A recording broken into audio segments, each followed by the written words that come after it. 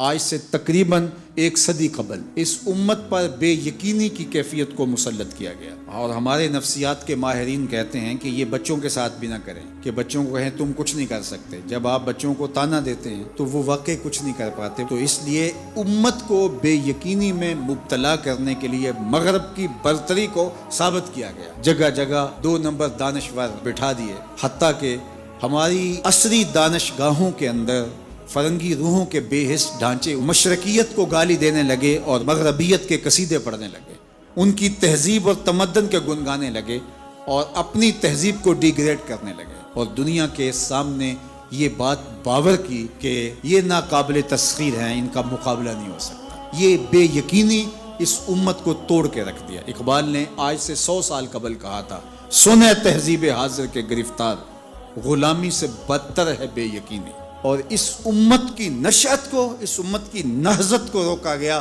کہ نہیں، تم مقابلہ نہیں کر پاؤ گے، اور یہ ماضی کے اندر بھی ہوتا رہا۔ قوم موسیٰ نے کہا تھا ہم تو مقابلہ کر نہیں سکتے، موت سے بدتر زندگی تھی، اور یہ بالکل ہتھیار پھینک چکے تھے۔ پھر حضرت موسیٰ آئے اور ان کو کھڑا کیا، ہمت دلائی، دریائے نیل کے کنارے آئے تو پھر اڑ کے کھڑے ہو گئے۔ چونکہ 12 قبیلے تھے تو کہنے لگے کہ ہم ایک ہی راستے سے نہیں گزریں گے، دشمن پیچھے چڑھا ہوا ہے اور یہ قوم اڑ کے کھڑی ہو گئی ہے دریا نیل کے کنارے کہ نہیں، ہم ایک سوراخ سے نہیں گزریں گے، ہمارے قبیلے الگ الگ ہیں، لہٰذا ہمارے لیے الگ الگ راستے بناؤ۔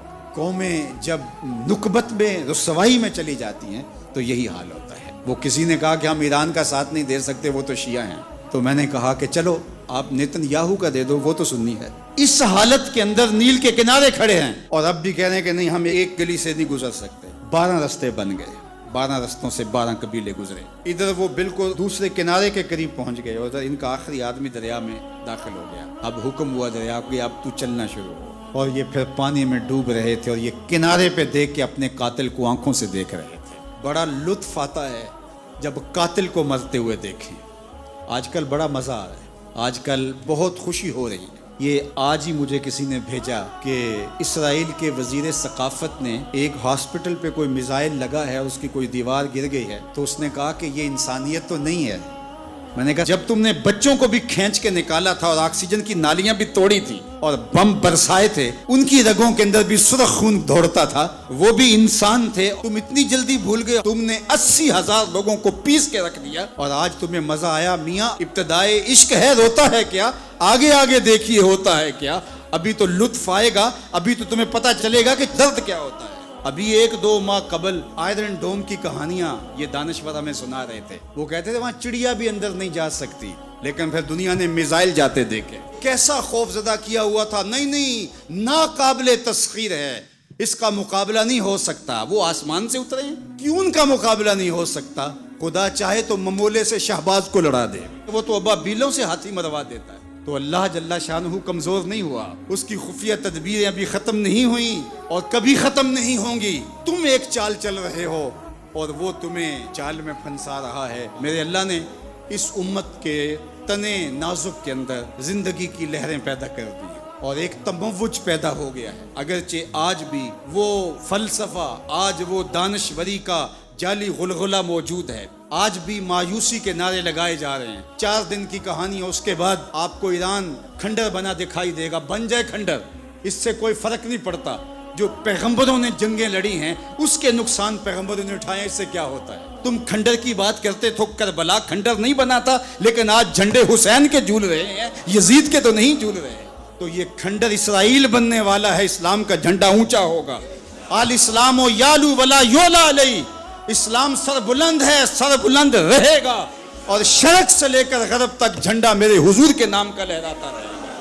اس لیے ہمیں پوری قوت کے ساتھ ایران کے ساتھ کھڑا ہونا ہوگا۔ یہ ایران کی لڑائی نہیں ہے، یہ امت کی لڑائی ہے۔ یہ ان 80,000 بچوں کا، بوڑھوں کا، جوانوں کا بدلہ لینے کے لیے کھڑی ہوئی ہے امت، جن کو پیس دیا گیا اور ان کے اوپر نوحہ بھی نہیں پڑنے دیا گیا، جن کو بھوک اور پیاس سے تڑپا تڑپا کے مارا گیا۔ آج ان بچوں کا بدلہ لیا جا رہا ہے، جو انہوں نے اذیتیں دی، جو کچوکے دیے۔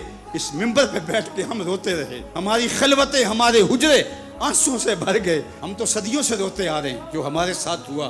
ہم نے اپنے بوڑھے باپ کو روتے ہوئے دیکھا اس امت کے لیے، ہم نے اپنے مشائخ اور اساتذہ کو روتے ہوئے دیکھا۔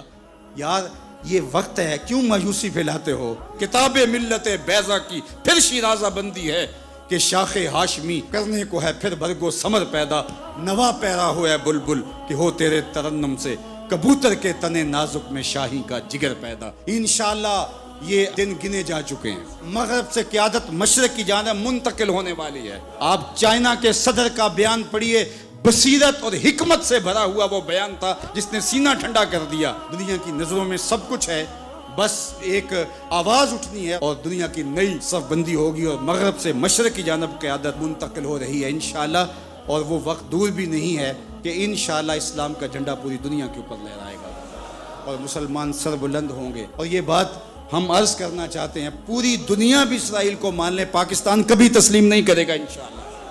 ہمارے بانی قائد اعظم محمد علی جناح نے کہا تھا کہ یہ امہ کے قلب میں گھسایا گیا خنجر ہے اور یہ مغرب کی ناجائز اولاد ہے، ناجائز ریاست ہے، کسی صورت کے اندر بھی ہم اس کو قبول نہیں کریں گے۔ آج یہ بات بھی سننے کو مل رہی ہے کہ شاید پاکستان ایران کے خلاف اپنے اڈے فراہم کر رہا ہے، ایسا کبھی نہیں ہوگا، یہ سوائے افواہ کے اور کچھ نہیں ہے۔ اللہ نے ہمیں یہ پچھلے دن جو عزت دی، جو وقار دیا انڈیا کے خلاف، ہم نے ناکوں چنے چبوائے ان کو، تو کیا ہم اس عزت کو خاک میں اپنے ہاتھوں سے ملا دیں گے؟ ہم اتنے گرے ہوئے ہیں کہ اپنے ہمسائے ملک کے مقابلے کے اندر ہم اڈے فراہم کر دیں گے؟ کیا ہماری غیرت اتنی بھی نہیں ہے؟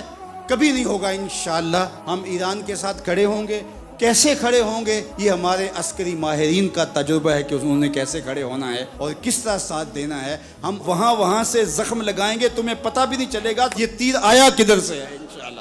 تم چیخو گے لیکن تمہیں پتہ نہیں چل سکے گا کہ یہ پہنچا کیسے ہے، کس راستے آیا ہے۔